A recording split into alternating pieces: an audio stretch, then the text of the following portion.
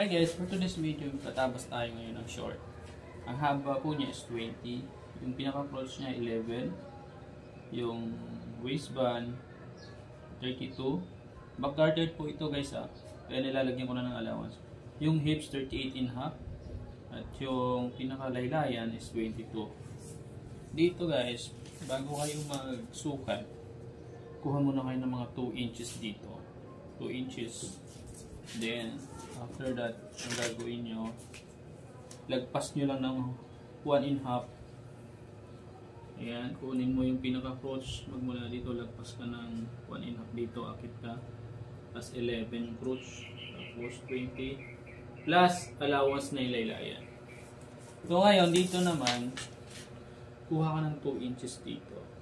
Ayan, para sa allowance niya sa gilid. Tapos yung pinaka-hips niya, kukunin mo yan. 38. Pagka hindi ka marunong magsukat, ang gagawin mo, gamitin mo yung tape measure mo. 38.5. Yan, tapat mo dyan. 38.5 yan guys. Yan, kunin mo yung kalahati. Then hatiin mo ulit sa dalawa. Dahil times 4 yan. Divide 4 yan. 9.5. Tsaka isang guhit. Tapos maglagpas ka dito sa approach ng 1.5. Yan. Tapos dito sa gilid, sa outseam 3/4. Yan. Tapos ngayon, kunin mo yung pinakagitna. Kunin mo yung gitna nito. Kasi para meron kang pinaka-center point. Pinaka-center yan. Tapos sukatin mo ngayon yung gitna. Kuhanin mo dito. Yan, 6 in 3/4. Lipat mo lang dito. Yan. Tapos, 22. Laylayan. Times 2. Divide 2. 22. 11. Yung gitna ng 11, tatapat mo lang dito. Gitna ng 11, 5.5. Yan, tapat mo lang dito. Yan. 11. Tapos guys, pasok ka dito ng 1/4. Yan, 1/4 mo. Tapos dito rin, pasok ka rin ng 1/4.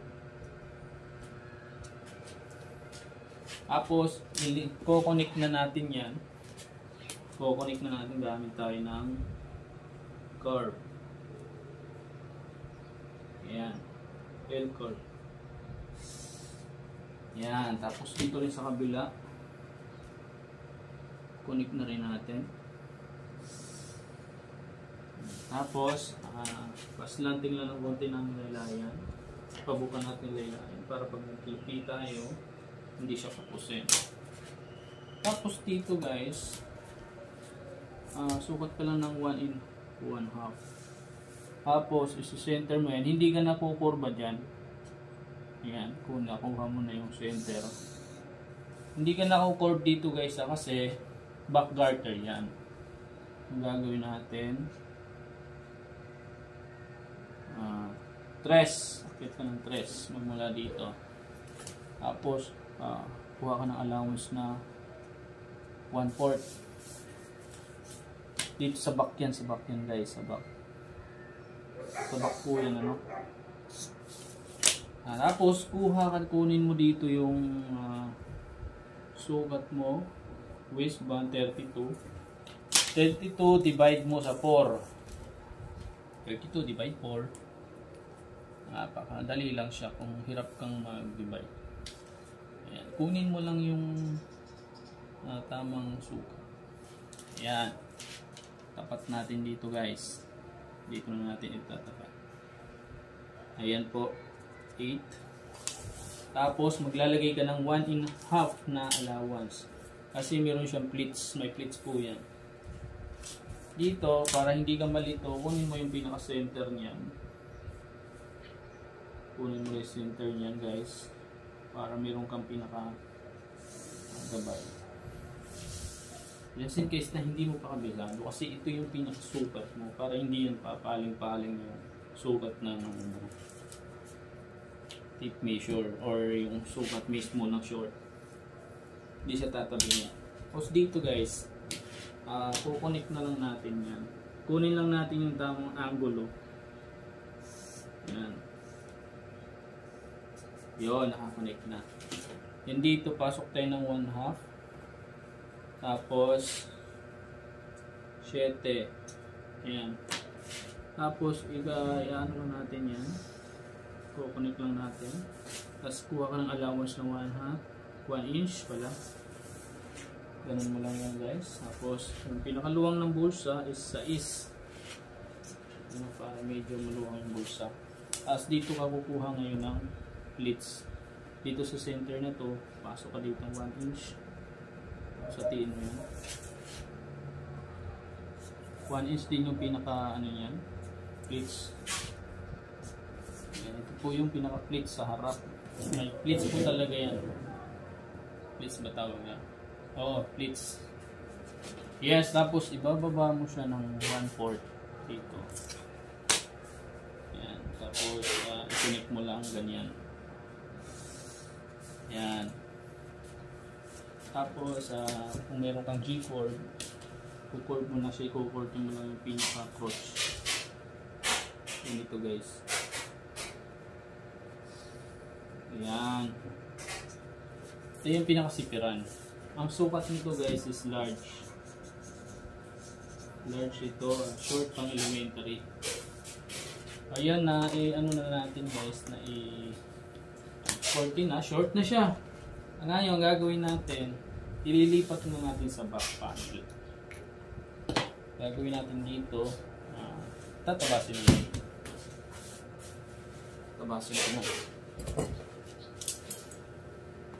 Tabasin natin guys. Maglagay lang tayo ng allowance na half inch.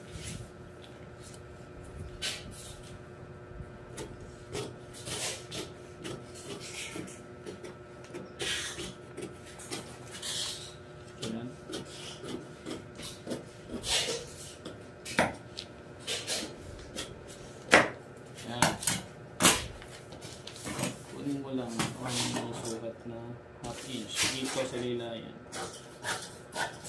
Kailangan din may allowance ka dyan. Ito. Ayan, madali lang siya guys. Madali lang siya. Basta makuha mo lang yung tamang sukat. Tamang ayan. So, ang gagawin natin dito guys, ililipat natin yung back. Ililipat lang natin yung pinaka ano niya, buhit. Dito.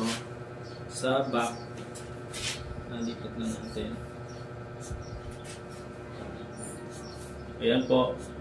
Make sure na itatapat mo lang yung pinakaguhit niya. As dito sa back, maglalagay ka lang ng allowance na dito magmula dito kasi ito yung pinakasukat niya sa back. 2.5. 2.5 no? Tapos magpa-plus ka ng 3 inches. 3 inches po para sa back garter. Kasi kukonek mo lang siya dito. Ayan. Connect mo lang dito yan guys. O kaya magmula dito, i-slanting mo lang siya ng kaunti. Kasi back garter po yan. Ayan. Tapos dito, maglagay ka rin ng kukunik mo lang, tapos maglagay ka ng allowance na 2 in 1/4. Dito 1 inch na, dito 1 inch din kasi pumasok tayo ng 1/4.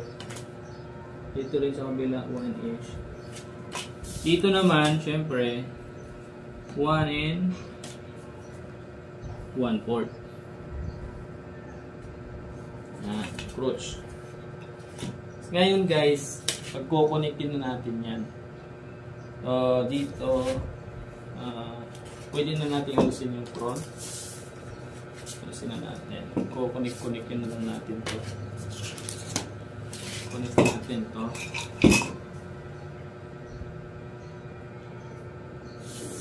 Yan. Ganito din dito din sa kabila. Yan.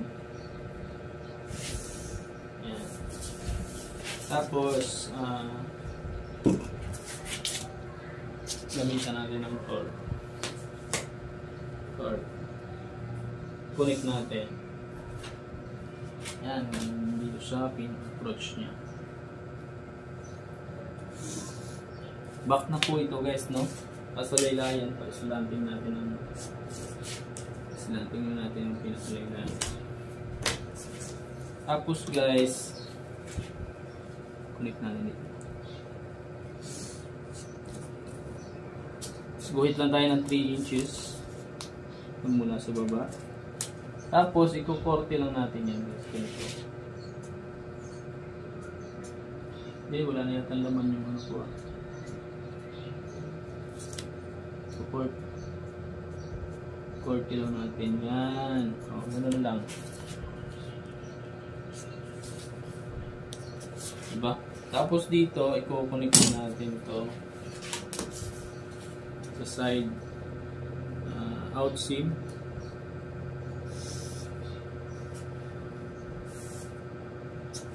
Yan. Tapos ito yan guys. So pag-connectin mo na lang ito eh. Yan. So tayo dito ng 3 in half. Kasi ito yung pinakasukat niya sa front. Islanting natin ng konti kasi back garter yan. Tapos, connect na ito, diba? Kukonekin natin silang dalawa. Ito yung pinaka-garter niya. Sa taas. Sa back. Yan. Tapos, susukat tayo ngayon ng 3 inches dito. 3 inches o 3 in 1/4. Yan. Kasama na yung allowance niyan kapag pakakainin mo siya ng sewing allowance. Kaya i-double fold mo. Ito na po yun mga kasewer.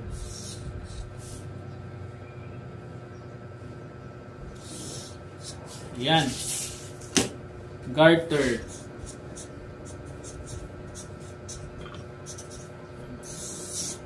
Ito na po yun guys, yung pinaka-back panel niya. So kahit hindi na natin kuhanin yung pinaka-center kasi nakuha na natin yung sukat. Nakuha na natin yung sukat sa ating large front. Ganun lang guys ha, tatabasin na natin. Lagay lang tayo ng allowance. Ganun din dito. Sewing allowance to guys, no? Para hindi na kayo maglalagay ng allowance. Ano nyo na lang to sa, ililipat nyo na lang. At inilagay nyo sa tela.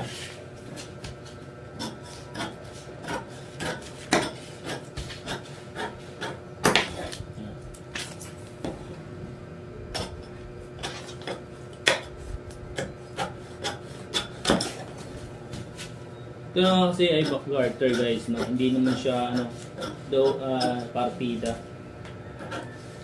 Aging lang to dito guys, aging lang yan, 4 threads, 5 threads, ganyan. Ito na yung pinaka back panel.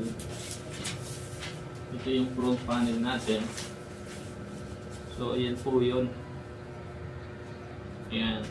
Mas mahaba talaga yung allowance ng back. Lalagpas ka dito ng 2 in half kasi hindi siya pwedeng magbantay. Yan po yung ng back panel. Yan, so gawa na tayo ng share ko na sa inyo gumawa na pinaka waistband dito sa front. Ito guys, sukatin natin 11, gawin na natin 12. Gagawin natin, kuha tayo ng sukat 2 in half kasama na yung allowance. Kasi kapag pinold mo yan, dapat talaga may allowance, no?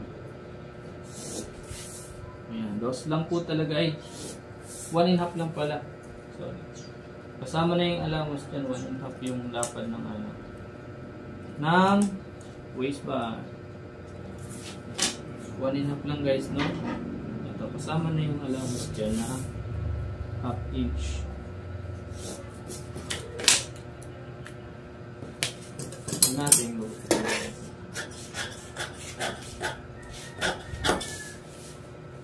tansya na natin, lagyan tayo ng allowance na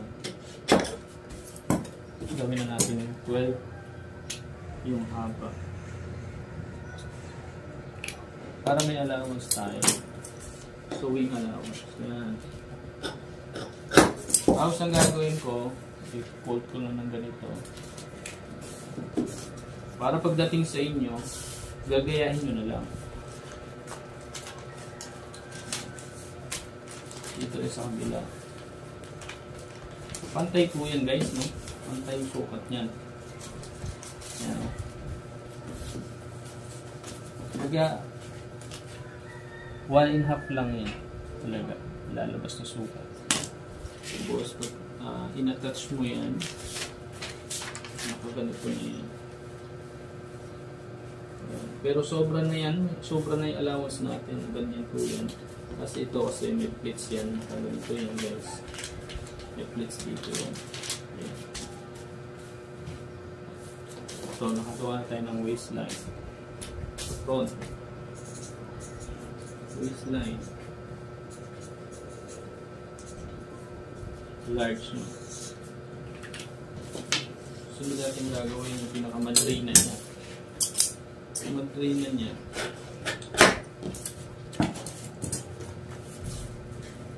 ito naman yan guys, sa iliko. Saan mo lang dito yan. Kunin lang natin yung hubog nito.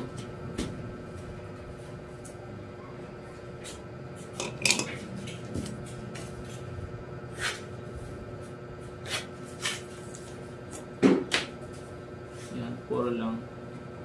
4 lang yung pinaglapan.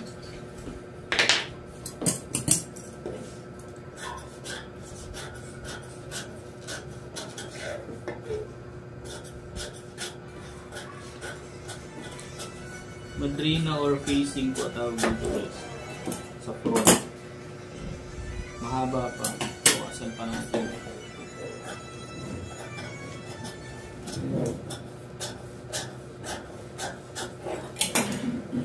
Yan, meron na tayong madrina facing.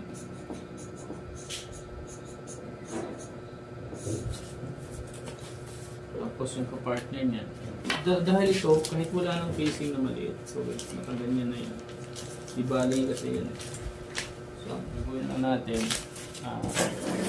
yung pinaka double ply at saka single ply. Para mas malinis yung double ply at single ply mo, pag-doublehin na natin.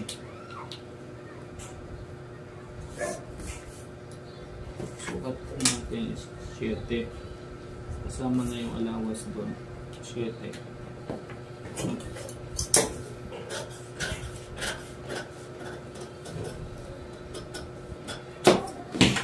Baga, kasi sa mga ganyang rating, dito ko na lang mag-i-aging sa gilid na ito. Ito na yung pinaka-double ply mo. Malinis na dito guys. Pag itinilagay mo na siya sa tela, igaganon mo na lang sa tela yan. Ililipat mo na lang. Sunod yung single ply naman. Ganon din ang gagawin natin sa single ply.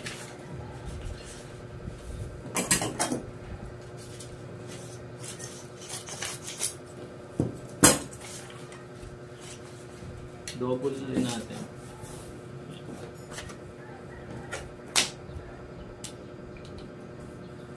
Ubus na yung marker ko guys. Pero di bali, bumili tayo ng refill na yun.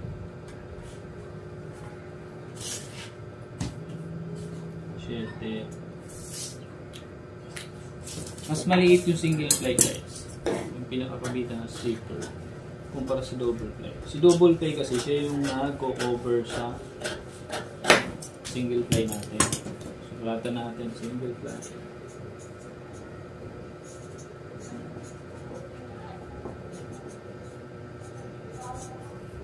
Double ply. Double ply. 40 rows. Yan po.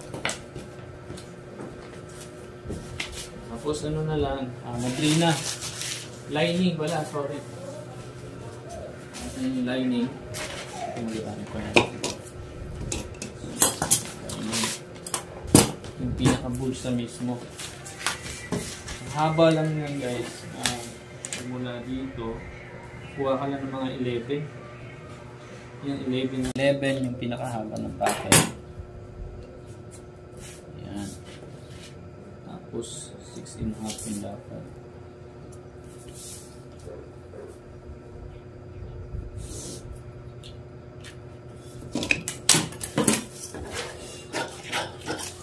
Ayan. Ilalagyan natin ng korte.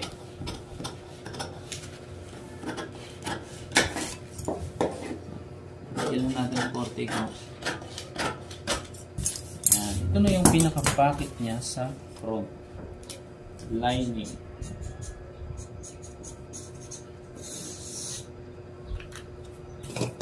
Po. So, tapos na. Complete na natin. Ito na yung single ply natin. Tsaka lining. Ito na yung waistband natin. Yung pinaka-front. Yung back. Panarin yung back. Ayan guys, kompleto na sila. Ayan.